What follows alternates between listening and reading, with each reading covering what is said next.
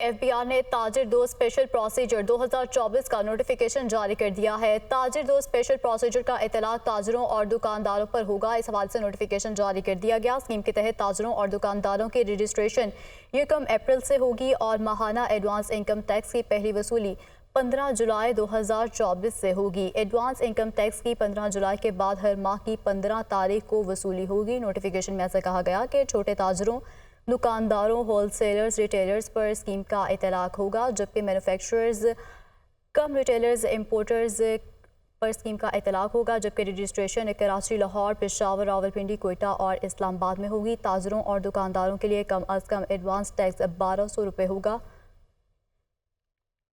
اسلام آباد high court کے ججز کے الزامات پر انکوائری کمیشن کے سربراہ کا فیصلہ ہو گیا ہے۔ وفاقی کابینہ نے سابق چیف جسٹس تصدق حسین جیلانی انکوائری کمیشن کے سربراہ مقرر کرنے کی منظوری دے دی ہے، جبکہ کمیشن اسلام آباد ہائی کورٹ کے ججز کے الزامات کی تحقیقات کرے گا۔ یہ رپورٹ دیکھیے۔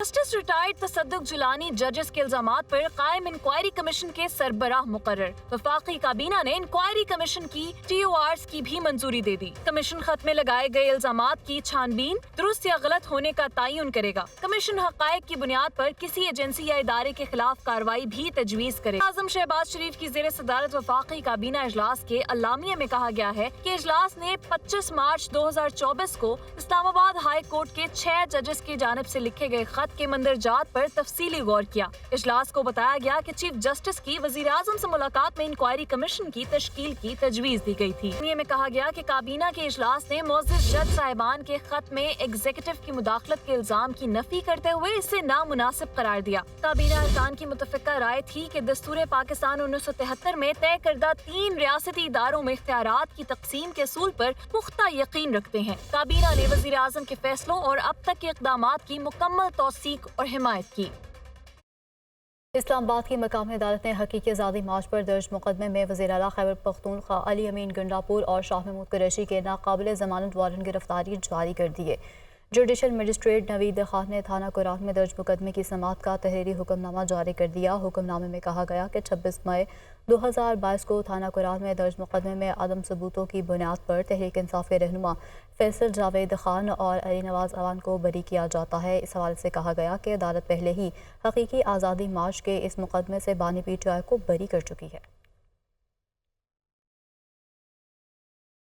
FBI نے تاجر دوست اسپیشل پروسیجر 2024 کا نوٹیفیکیشن جاری کر دیا ہے۔ تاجر دوست اسپیشل پروسیجر کا اطلاق تاجروں اور دکانداروں پر ہوگا۔ اس حوالے سے نوٹیفیکیشن جاری کر دیا گیا۔ اسکیم کے تحت تاجروں اور دکانداروں کی رجسٹریشن 1 اپریل سے ہوگی اور ماہانہ ایڈوانس انکم ٹیکس کی پہلی وصولی 15 جولائی 2024 سے ہوگی۔ ایڈوانس انکم ٹیکس کی 15 جولائی کے بعد ہر ماہ کی 15 تاریخ کو وصولی ہوگی۔ نوٹیفیکیشن میں ایسا کہا گیا کہ چھوٹے تاجروں، دکانداروں، ہول سیلرز، ریٹیلرز پر اسکیم کا اطلاق ہوگا، جبکہ مینوفیکچررز کم ریٹیلرز امپورٹرز پر اسکیم کا اطلاق ہوگا، جبکہ رجسٹریشن کراچی، لاہور، پشاور، راولپنڈی، کوئٹہ اور اسلام آباد میں ہوگی۔ تاجروں اور دکانداروں کے لیے کم از کم ایڈوانس ٹیکس 1200 روپے ہوگا۔